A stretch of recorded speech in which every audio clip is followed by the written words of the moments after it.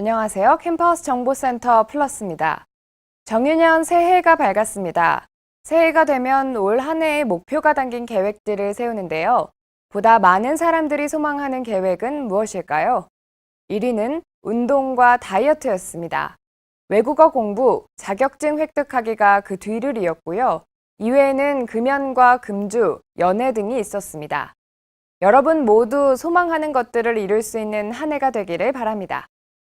이른바 불면허로 불리는 새로운 운전면허 시험 제도가 시행된 후에 불합격자가 급격하게 증가하고 있습니다. 어떻게 바뀌었을까요? 손다연 리포터가 알아봤습니다. 수학 능력 시험을 치른 수험생들의 겨울방학 계획을 살펴보면 운전면허 취득하기가 꼭 있습니다. 운전면허는 취업 준비생들에게도 필요한 자격증인데요. 시험 제도가 바뀌면서 합격률이 90% 이상에서 개편 후 10% 내외로 현저히 낮아졌다고 합니다. 많이 바뀌었다고 들었는데 좀 어려워진 것 같아요. 예상했던 것보다 좀 어려운 것 같아요. 인터뷰 결과 대부분이 어려웠다고 답했는데요. 어떤 점이 바뀌었는지 알아볼까요? 학과 시험 문항수가 730문항에서 1000문항으로 늘어났습니다. 출제되는 문항수는 40문제로 동일합니다. 보복운전과 이륜차, 어린이 노인구역에 관한 내용이 추가적으로 반영됐습니다. 장내 기능 항목도 증가했는데요. 가속구간, 직각주차, 교차로, 경사로, 좌우회전이 추가됐습니다.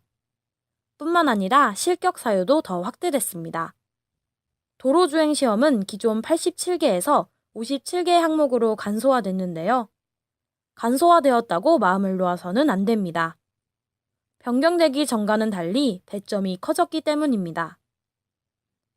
시험의 난이도가 높아지면서 응시생들은 시름을 앓고 있지만 전문가들은 2011년 운전면허 간소화가 시행된 후 미숙 운전자들이 많아 사건 사고가 많았다며 이번 운전면허 시험 강화로 양질의 운전자가 배출될 것을 기대하고 있습니다. 2017년 정유년은 빨간 날이 총 68일로 12년 만에 휴일이 가장 많은 해인데요. 다가오는 설에는 대체 공휴일이 더해져 총 4일간의 연휴를 보내게 됐습니다. 3일절이 있는 3월을 지나 5월 첫째 주에는 근로자의 날과 석가탄신일, 어린이날로 연결되는 징검다리 연휴가 기다립니다. 6월 6일 현충일과 8월 15일 광복절은 화요일로 월요일에 연차 휴가를 사용한다면 4일을 쉴 수가 있고요.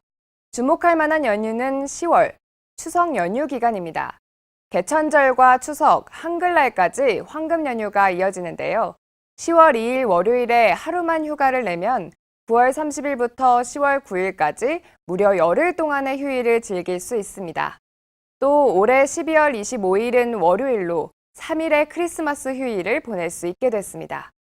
대학생은 월요일을 공강으로 만들고 직장인은 5월과 10월에 휴가를 떠난다면 꿀 휴일을 더욱 알차게 보내는 방법이 될 것 같네요. 대학생이 알아보는 대학생활, 대학공감 코너입니다. 오늘은 어떤 정보들이 준비되어 있을까요? 함께 보시죠.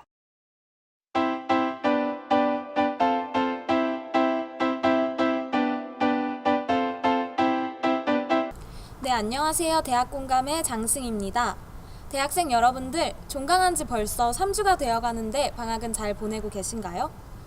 방학이 되면 다이어트, 영어 공부, 자격증 취득 등의 계획을 세우게 되는데 그 중에서도 빠질 수 없는 것이 바로 아르바이트가 있죠. 그런데 이 방학에 학교에서 아르바이트를 하는 학생들이 있다는 거 혹시 알고 계셨나요? 오늘 대학공감에서는 국가근로장학 사업에 대해서 알아보기로 했습니다. 가볼까요?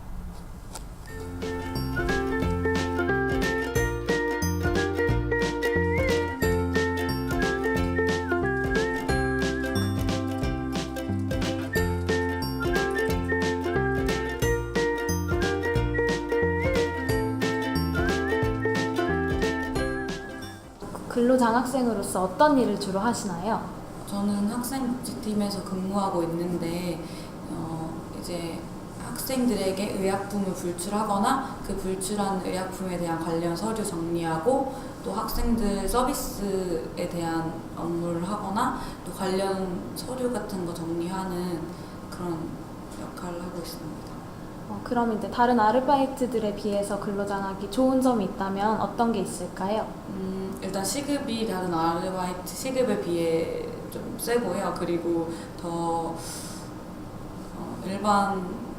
일반적으로 노동이라는 생각이 드는 다른 아르바이트에 비해서 약간 일이라고 생각이 드는 업무를 많이 하는 것 같아요. 근로장학생이 실제 업무에 많은 도움이 되고 있나요?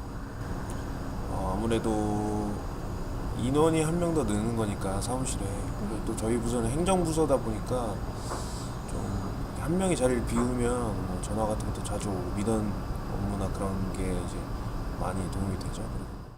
국가근로를 통한 시급은 교내근로 8,000원, 교외근로 9,500원으로 2017년 새로 적용된 최저시급 6,470원과 비교해봤을 때도 더 많은 금액인데요. 1일 8시간, 학기 중에는 주당 20시간, 방학 중에는 주당 40시간까지 일할 수 있다고 하네요.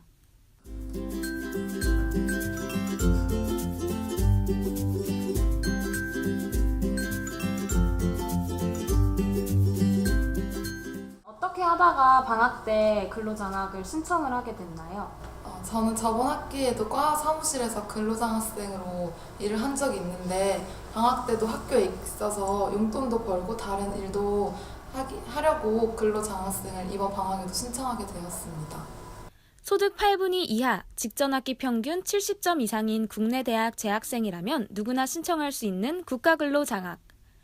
어떻게 신청하는지 모르는 분들을 위해 신청 방법을 알아볼까요? 먼저 공인인증서가 필요한데요. 한국장학재단 사이트에서 이용자 등록을 하고 국가근로장학금을 신청합니다. 가구원 동의까지 완료되었다면 필요한 서류들을 제출해야 하는데요. 심사를 거쳐 신청 결과를 확인하면 신청 끝! 2017학년도 1학기 국가근로장학 사업은 현재 1차 신청이 완료된 상태로 2차 신청을 기다리고 있는데요. 아직까지 신청하지 않은 학생분들이 있다면 2차 신청 기간에는 꼭 한번 신청해 보시는 게 어떨까요? 이상 대학공감이었습니다. 안녕! 대학생 스펙 길라잡이, 오늘은 기업 대외 활동을 소개합니다. 기업들의 대외 활동 모집이 대부분 마감됐지만 아직 모집 중에 있는 대외 활동이 있는데요. KTNG는 대학생 대외 활동 커뮤니티인 상상 유니브를 이끌어갈 운영진을 모집합니다. 선발된 인원은 올해 10월까지 각종 문화 행사를 기획하고 진행하게 됩니다. 한국경제신문이 발간하는 캠퍼스 매거진 캠퍼스 잡앤조이에서는 8기 대학생 기자단을 모집하는데요. 미래의 기자를 꿈꾸는 대학생들에게 좋은 기회가 될 만한 프로그램 같습니다. 캠퍼스 정보센터 플러스 여기까지입니다. 감사합니다.